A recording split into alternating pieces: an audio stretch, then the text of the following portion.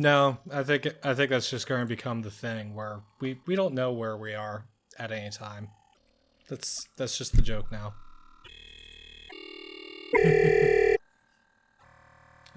Hi there, my name is Steve, and my foe is a toaster.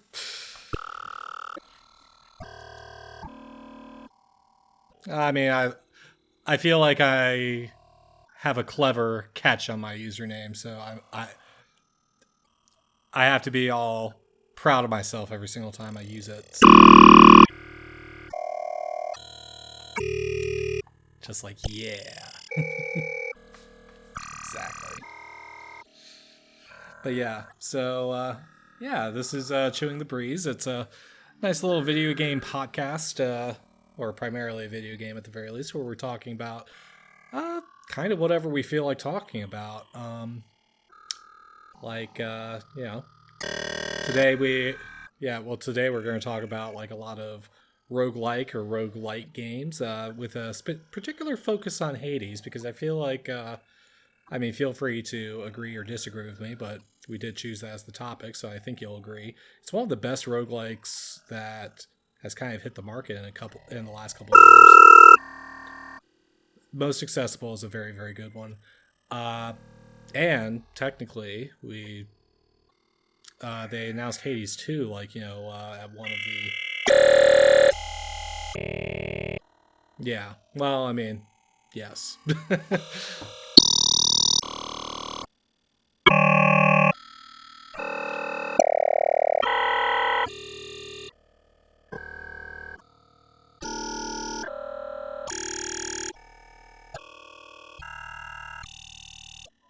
Yeah. I think I'm inclined to agree on that.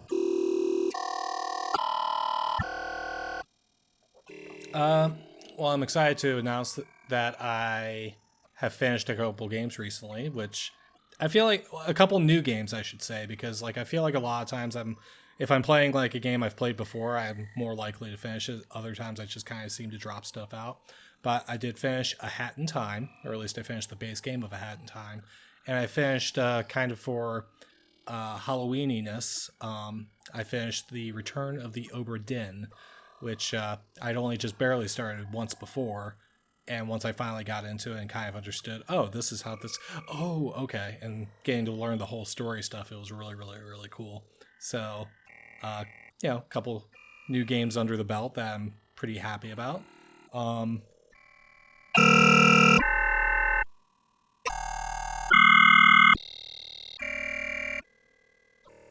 I mean,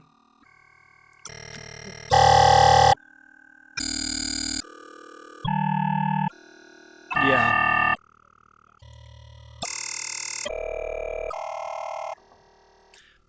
While it's nice if you can basically pick a theme for a month, especially in Halloween, like a spooky, but maybe not quite spooky, but still thematically good game or whatever.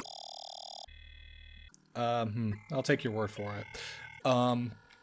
But yeah, like while it's nice to have like a theme going on or whatever, it's better just to have fun with it. So yeah.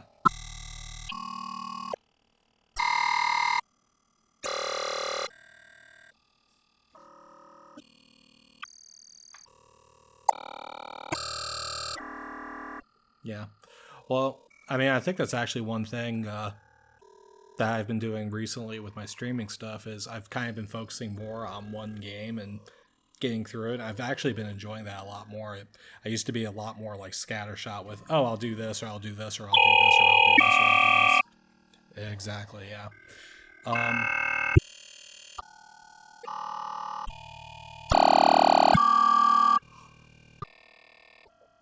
Yeah. But well, one thing that helped too was that there were a couple of games that came out that I was like, yeah, I really want to just play this all the way through. Like Sea of Stars was one of them, though I'm kind of glad that ended when it did. But we're gonna have a discussion on.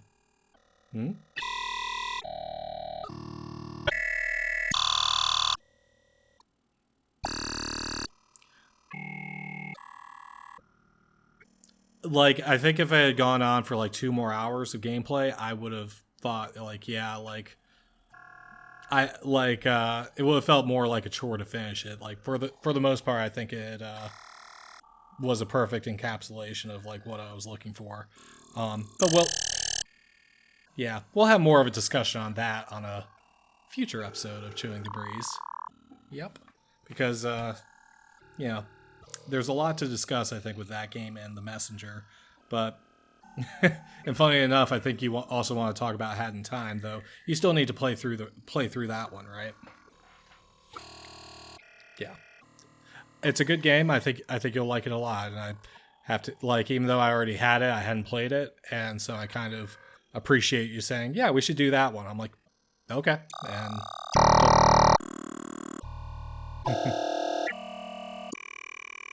yeah, but yeah, like, I mean, kind of as evidenced by the fact that we have not quite gotten to our main topic yet, which is roguelikes, and the ones who roguelites and the ones who like them. I don't know. But basically, like, we wanted to talk about like roguelikes as a genre, and go a little bit more into detail about Hades in particular. But roguelites, yeah. I mean,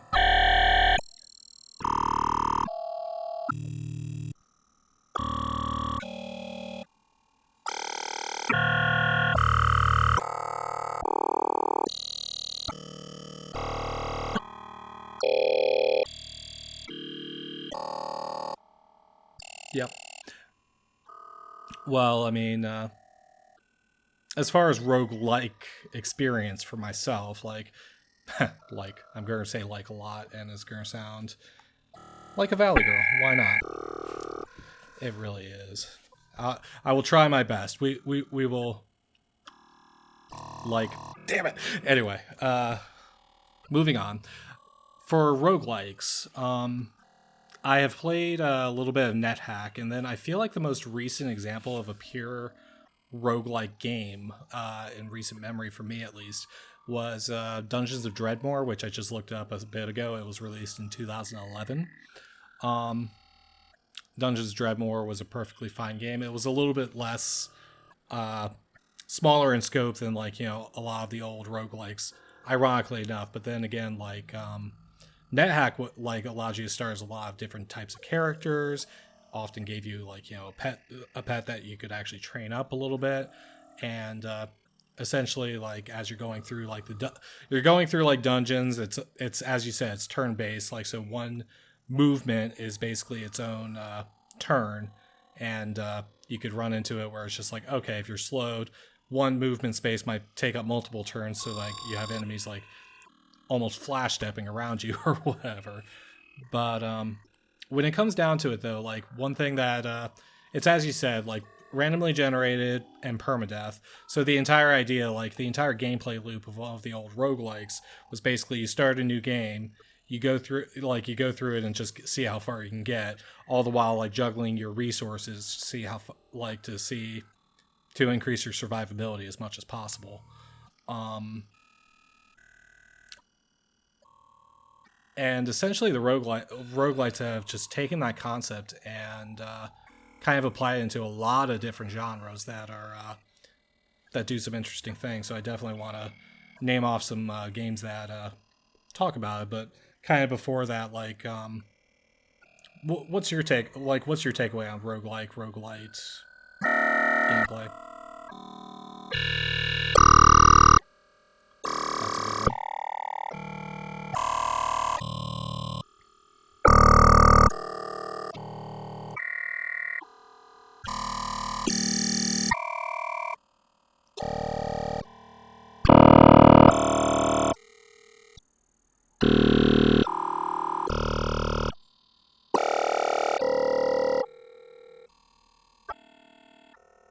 Yep.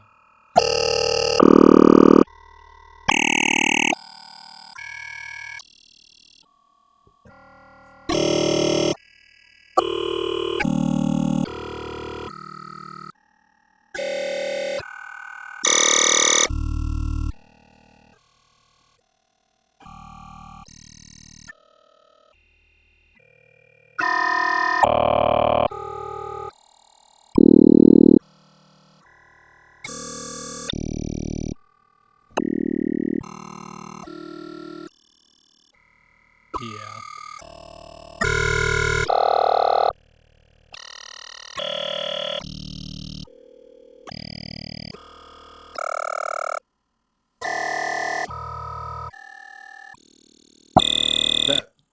That was exciting though.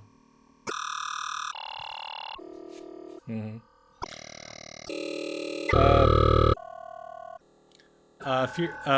Into the Breach isn't a roguelike. Well, it's got a few elements like that. Like essentially one thing that I'm going to say about the genre before we start naming off more examples.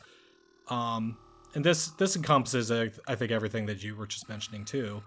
A lot of roguelites, like, and one thing that sets them apart from roguelikes is the fact that like there's a lot of like elements that carry over from game to game.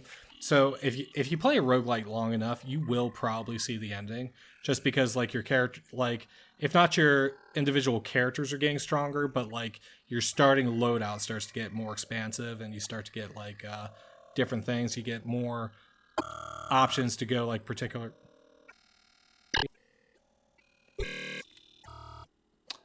So one thing I think I was saying regarding rogue lights is when you're looking at a roguelike, what tends to happen in that is that you're starting a new file fresh every single time.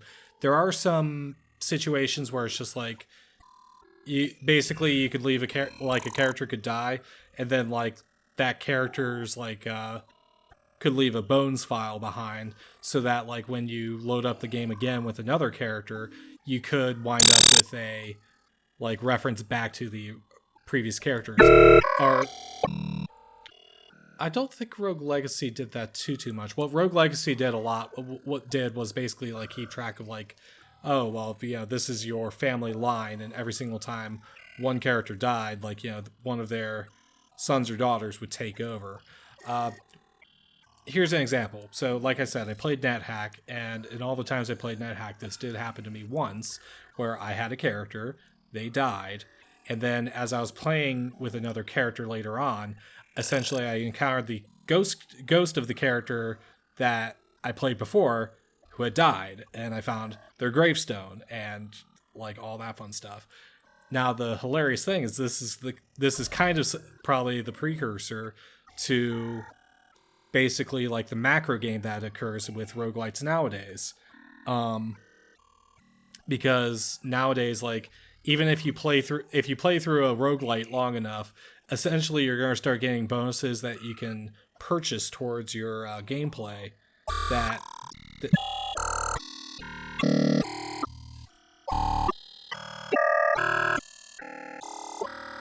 Mhm.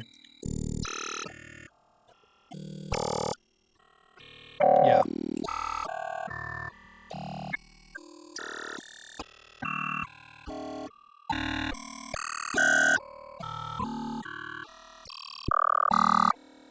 Yeah. Well, a lot of roguelites too have it so that like you can you unlock accessories, and then like after you unlock them, they start showing up in the runs naturally and all that.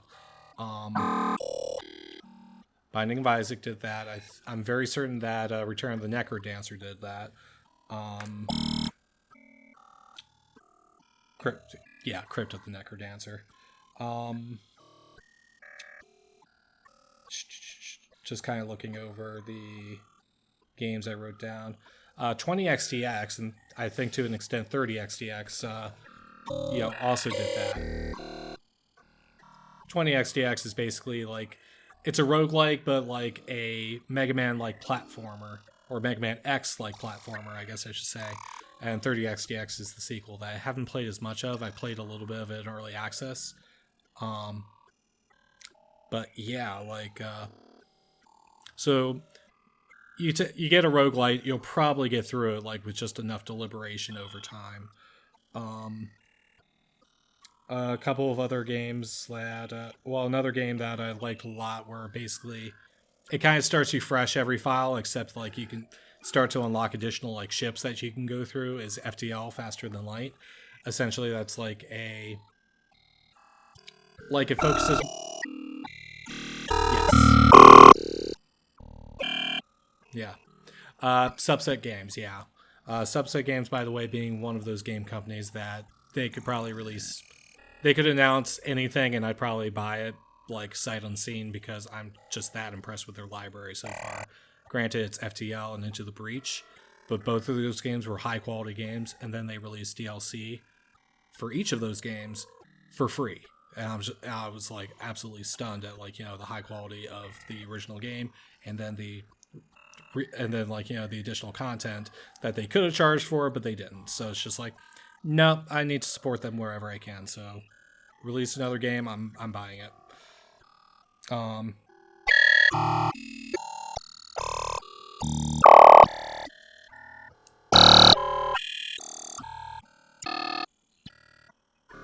Yeah. The story for Into the Breach is a lot more sparse in that you're basically every single mission you're fighting bugs, and before the end, like, you know, after you're all done fighting bugs, either because you failed or because you succeeded, you get to go fight more bugs, and it's just ad nauseum. Which, not nauseum as in like it actually made me nauseous. I like it a lot, but at the same time, like, I could see like there not being much to story, at least when you look at FTL Faster Than Light and see like all the different branching story bits that you can do, and like you can basically like create stories with the crew members that you're making and all that fun stuff. So, but between the two, FTL is the roguelite of the bunch. Like Into the Breach is more of a purely strategic game, which does unlock some stuff like over time, but when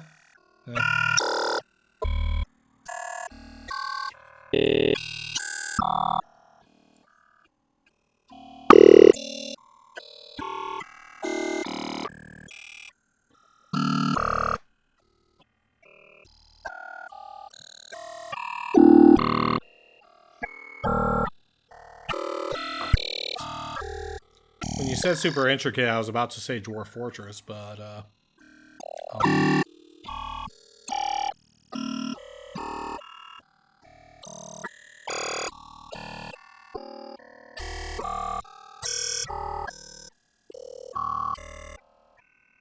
I think I know roughly what you're talking about, but I cannot remember the name of it either.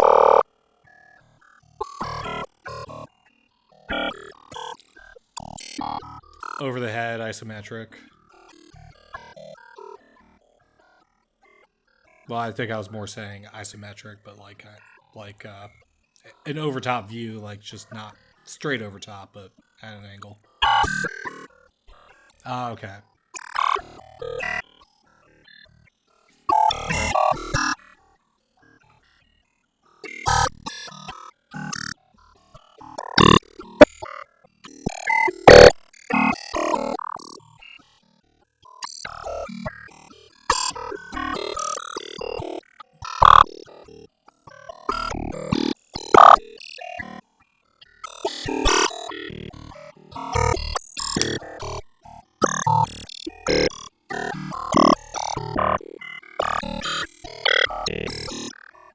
Yeah.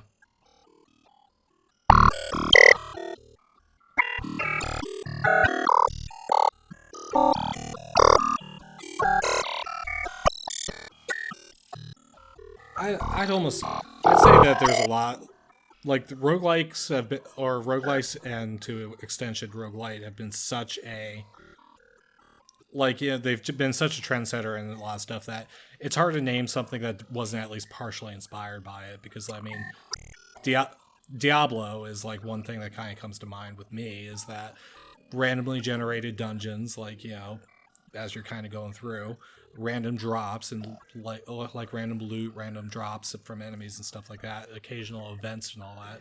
That's a roguelite, but you know, it's also applied towards you know, a hack and slash RPG like instead.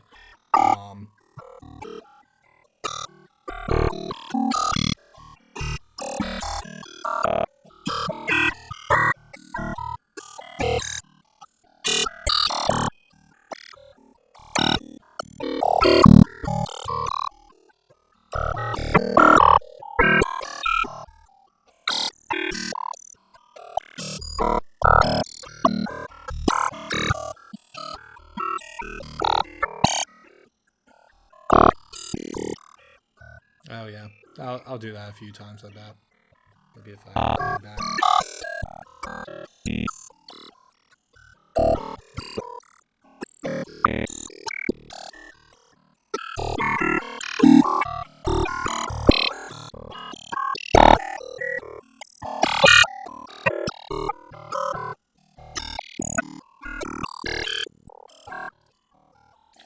Uh, it it kind of appeals to me in the same sense that randomizers do, because like that is one thing that roguelikes feed into pretty well is like a randomizer, like game, like if it feeds into the like randomizer genres, because like constantly that gives you like different like loadouts at different times. Like one thing that's kind of interesting is that like a early console version for a roguelite was actually apparently Lufia 2 had a not a post game dungeon, but like a end game dungeon or whatever, where everything was randomly generated, and like you could pick up like bonus materials and weapons and stuff like that out of there.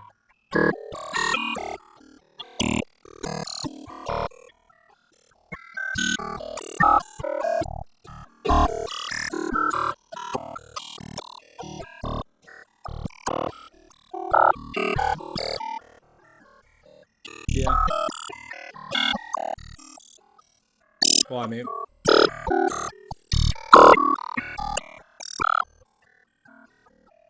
mean, like I think one thing Breath of Fire Dragon Quarter did was that there was a post game. Uh, Not everybody, because I loved it, but it's basically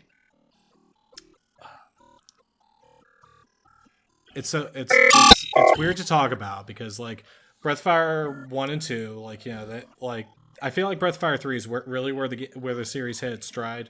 Breath of Fire 4 like improved upon, then Breath of Fire 5 basically is almost like an alternate universe type of thing, because they didn't want to commit to calling it Breath of Fire 5, I guess. It explored a lot of interesting concepts though, and in and of itself has a lot of roguelike features. And one of the things is that there's like an in-game dungeon where basically it sets all of your characters back down to level 1, and expects you to kind of go through, and you're unlocking bonus items and doing all that and everything. But the thing is that once you leave the dungeon, everything like puts itself back up into like your normal stats and stuff. So I guess it's one of those things where the I don't think it's too much of a ask for like people to be like, oh well, you have to go through like this bonus feature or bonus dungeon for 100% completion. But it's probably definitely one of those bits where it's just like if it's annoying whenever you get like a shift in gameplay and you're expected to master that in order to get 100% completion. So like Final Fantasy X, like it has like all of these like other tasks to do besides RPG grinding in order to get your ultimate weapons, in order to get through like everything. Yeah, it's just like, hey, for 100% completion, you have to do that, and it's just like that's annoying as balls too. So I don't see it as any worse than that, and I think if anything, like a roguelite has a more interesting gameplay loop. So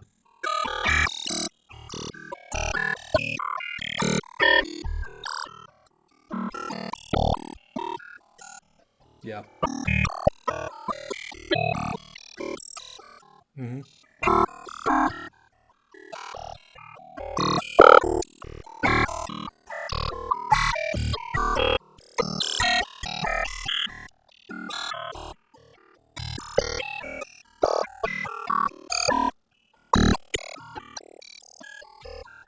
Yeah.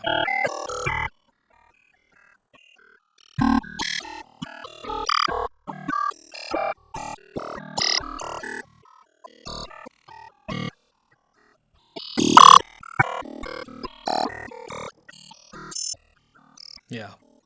Well, I mean, there's also something really, really cool, and kudos to the guy who like kind of developed it. Like, having a character call you out for the way that you killed them before or whatever. Like, it's a neat little surprise, certainly the first time, and like, you know, it kind of lets you develop like stories going on and all that. Oh, I think I was Shadow of Mordor. I don't know.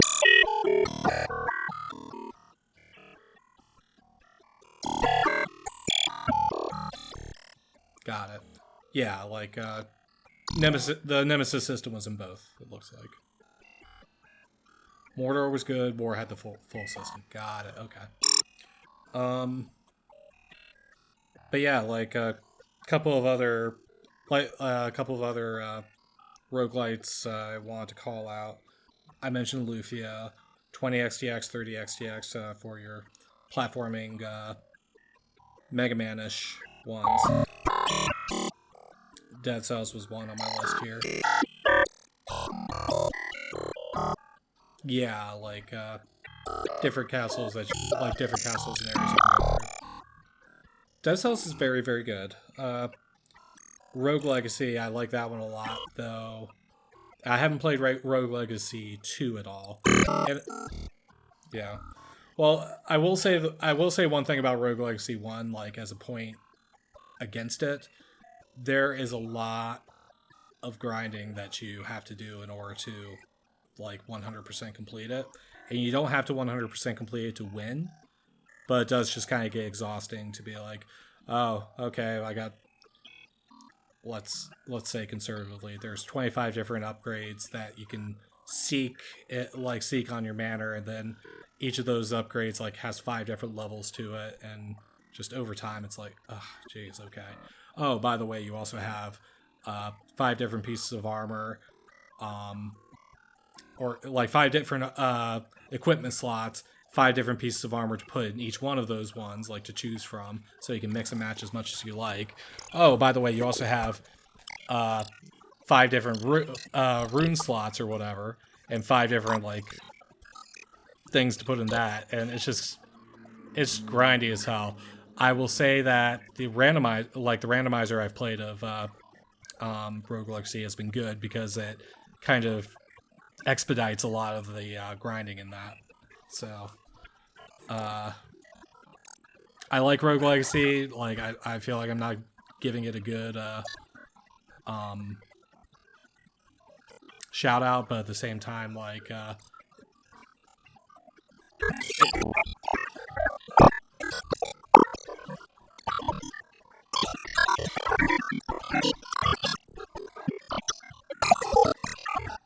what's that?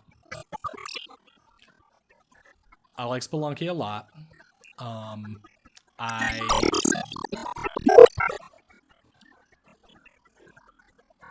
think the biggest problem, like, I feel like Spelunky, like, it definitely embodies, like, one thing that happens a lot, like, especially in early roguelikes, is that sometimes you can just die from the stupidest goddamn things. And Spelunky has that, like, you know, with its platformer stuff, because there's a lot of times where it's just like, oh, you just got crushed or you just fell into spikes and you're just dead.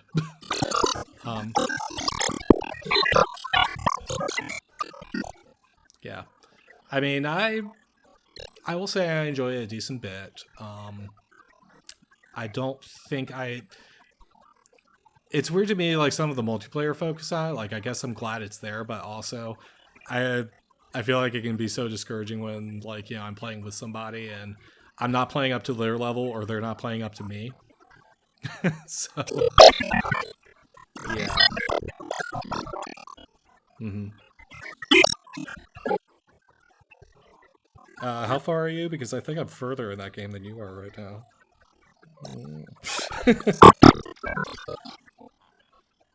Wait, what? I mean, I think I wound up at like 30 or so.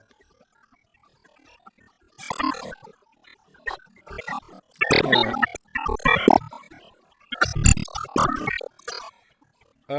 I think the only other one I haven't mentioned are 2. Darkest Dungeon and its sequel, which I haven't played at all.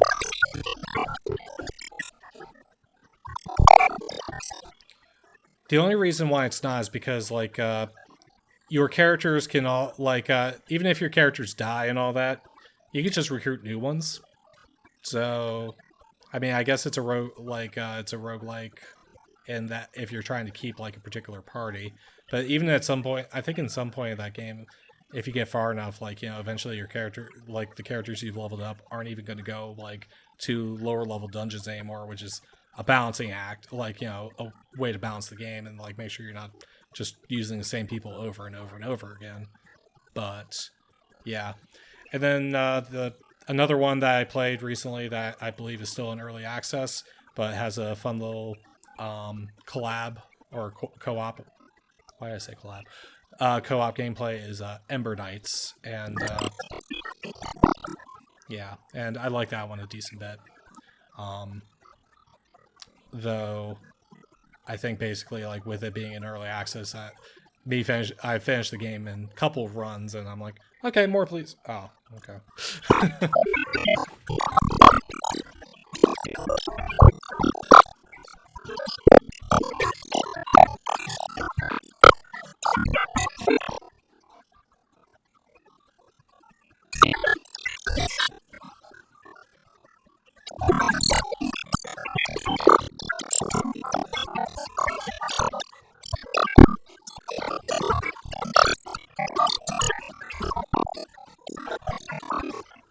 Okay, yeah.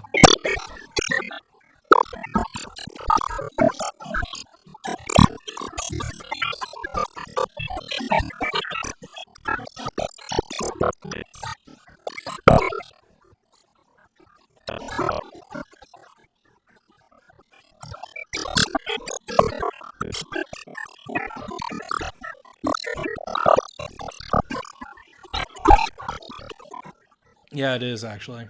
I did see that on the list, but I haven't played enough of it to really say one way or the other. Like, but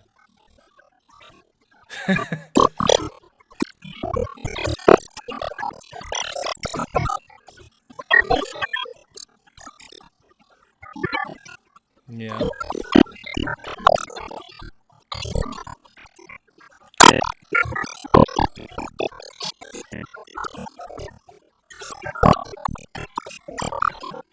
yeah. I think one thing that I had struggled with Don't Starve, even playing it like the original version, is I'm like, how do I? It's getting dark now. Now what? Oh well, you're supposed to make a campfire like, you know, 5 in-game minutes ago. Now you're screwed. I'm like, oh, okay, thanks.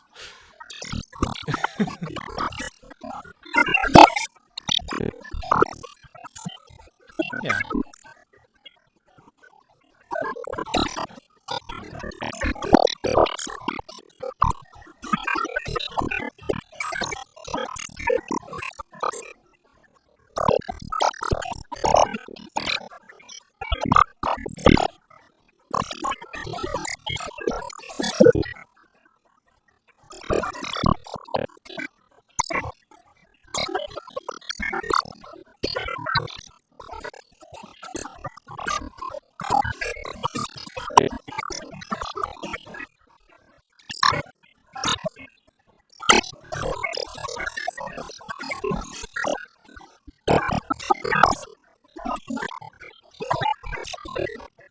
yeah. They have 6 weapons to choose from: sword, shield, Gatling gun, bow and arrow, gloves, and something else. Spear. Yeah, spear. Uh, the I mean, my favorite weapon for sure was the murder bits. So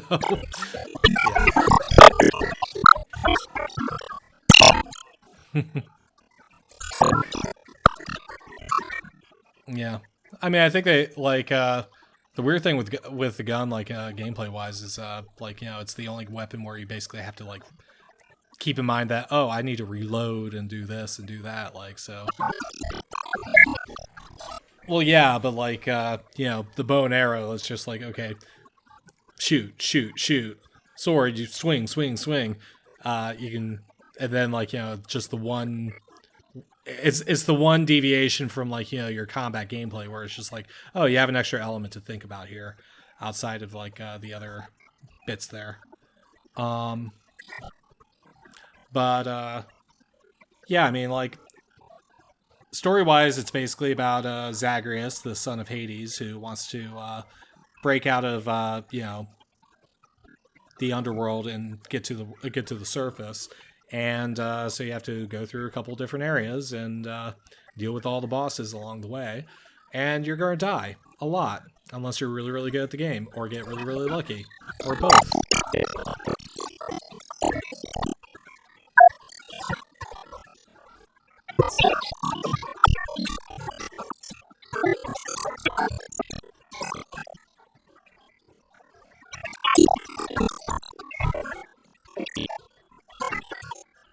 Yeah, it's the Furies, I think.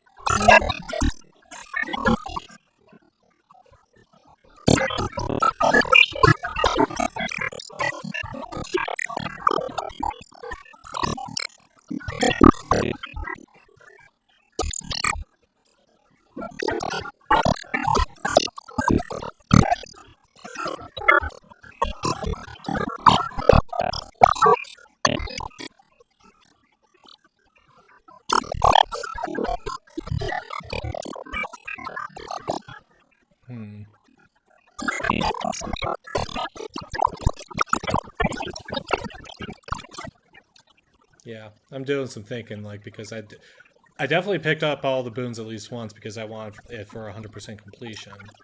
Even if I didn't get to 100% completion, because ultimately a lot of the post-game content was kind of grindy and, whatever. Well, yeah, those are...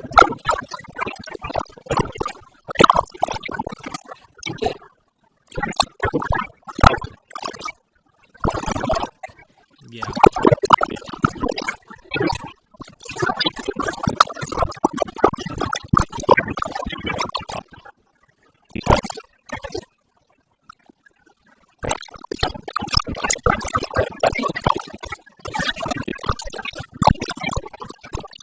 Yeah. I mean, and there were more than a couple of, like, broken combinations in Hades. Like, certainly once you start getting, like, the duo powers and all that, that does basically mean that you have to get the aspects of those particular gods, and that can be, like, that's balanced out by, like, the randomness of being able to find those and all that. But as you play Hades, like, you start getting more and more accessories that allow you to kind of pick, like, what path of items you get. Like, oh, I want to get one of Zeus's stuff because I like how Zeus has the bolts that go off and hit other enemies and stuff like that. Or, oh, I want, like, I really, really like Ares's throw ability, like his missile ability, like, so I want to get that. And I think that's one of the other things that I really, really liked about Hades in particular, like, not just, like, the different abilities that I was offering, but, like, kind of the different reasons why you got the abilities that you did, because, like, again, Zeus, like, he's got a lot of lightning powers and all that. Ares has that, like, kind of like a revenge ability or whatever, where you take damage and then, like, it lets off, like, a burst that hits at other enemies' back or whatever. You can charm people.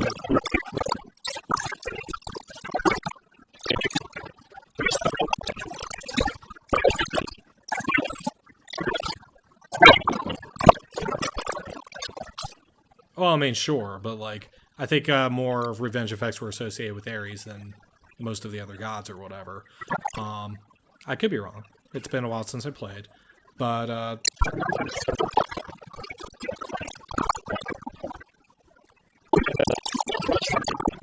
yeah.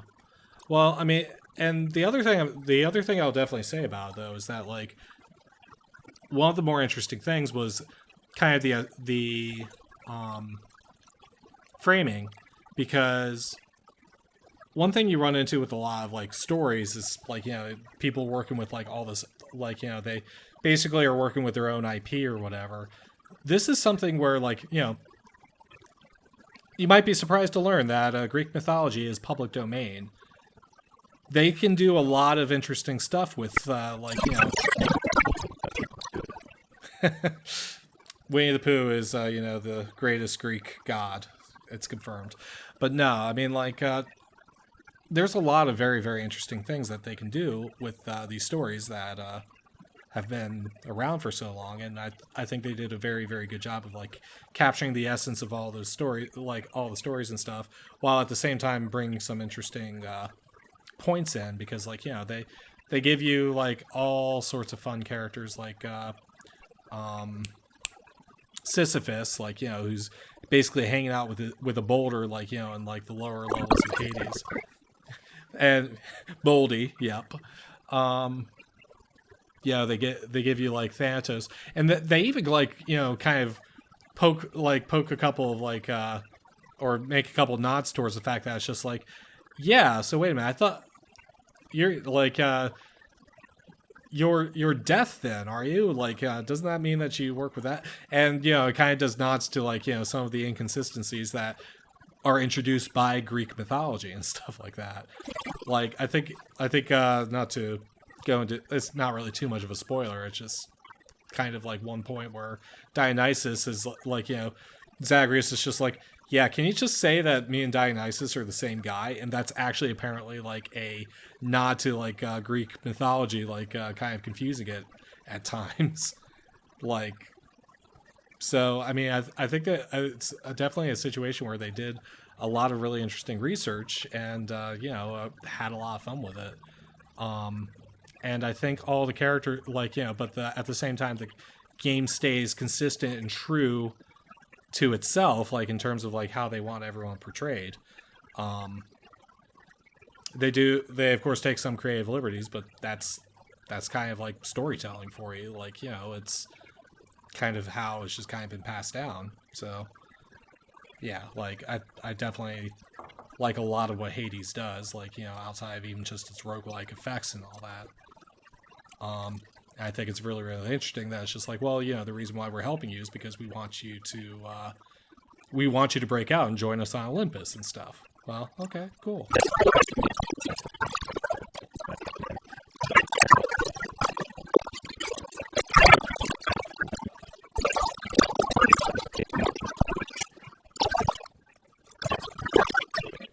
Yeah. Yeah.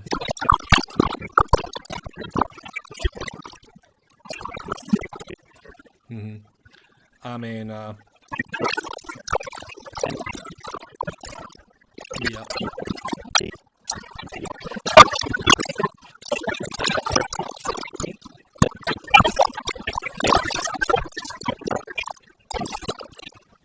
The Second Fury. Yeah. Yeah, I'm trying to think if there's, like, anything. I mean, one thing we were just talking about is it's very, very wordy. Like, there's a lot of, like, if you go through, like, all the dialogue, like, you know, just hearing it out, like, it can take a little while to play through the game proper. Just because, like, there's a lot, like, the text, like, the dialogue is dense, and, like, so it's a good thing all the voice actors, like, delivered, because, like, you know, it's pleasant to listen to for the most part. Like, even the murder chick you were just mentioning, well, like, you know, she's going murder, but, like, you know, it's also, like, just a cutscene before a boss. It's not like it's goes on for 5 minutes. But when you... Yeah.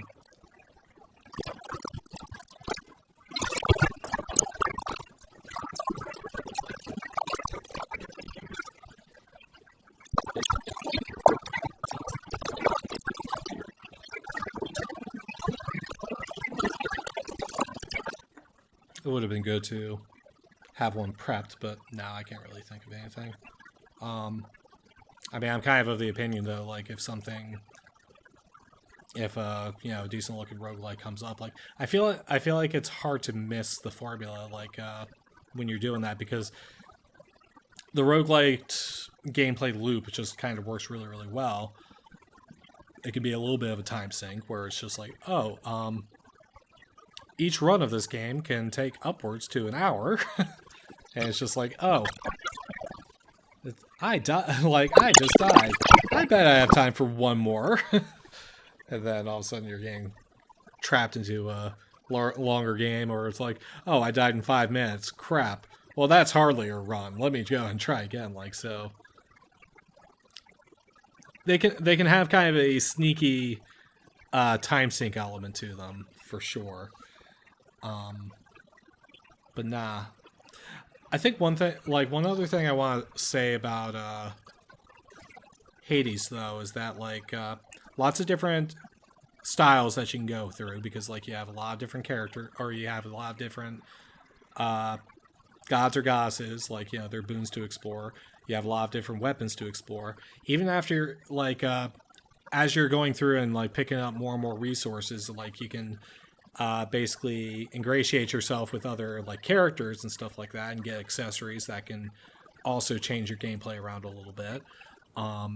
You can unlock new aspects to the weapons, so that even with a single weapon, you can have multiple play styles, like as you're going along. Like, the game is dense, and like, you know, kind of as a nod to how long it's been in early access, it is polished very, very, very well. So yeah, polish is probably the best word to use for Hades. Mm-hmm. And we were kind of talking about it earlier, but Hades 2, you were saying that you didn't want to play that in early access, and I'm very inclined to agree with you. I want the polish that I got when I played Hades 1, like, when I played it. I want the polish. That's the biggest thing, is I want that. Yeah.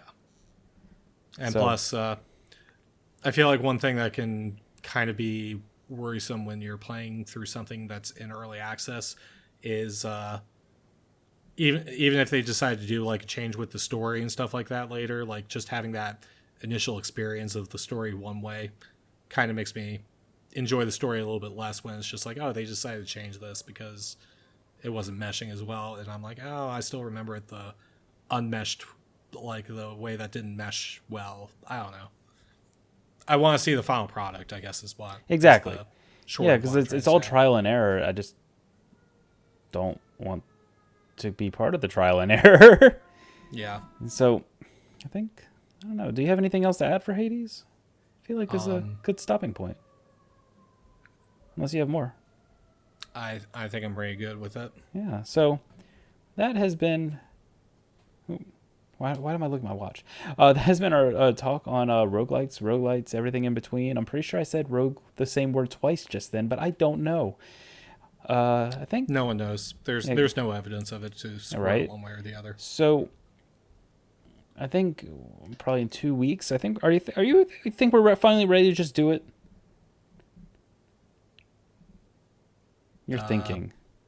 The Messenger and yes. Sea of Stars? Or? Yes. Yeah. Yes. Yeah. So we're going to do a Messenger / Sea of Stars, probably more so focusing on Sea of Stars, since that has a much beefier analysis to it, where like Messenger can be, I don't know. Messenger is a little bit of a straightforward thing. Yeah, it's much more straightforward. Like Sea of Stars, I feel like Sea of Stars you ping pong around a lot more. Yeah. So we're going to both games you ping pong, but whatever. So we're going to be talking about that, and yeah, so I don't have any much more to add. We should be getting this up soon. And until then, my name is Doug. And my name is Steve, and my foe is the Toaster. And yeah, I guess we just chewed the breeze and all that fun stuff. Bye. Yep. Take it easy, y'all.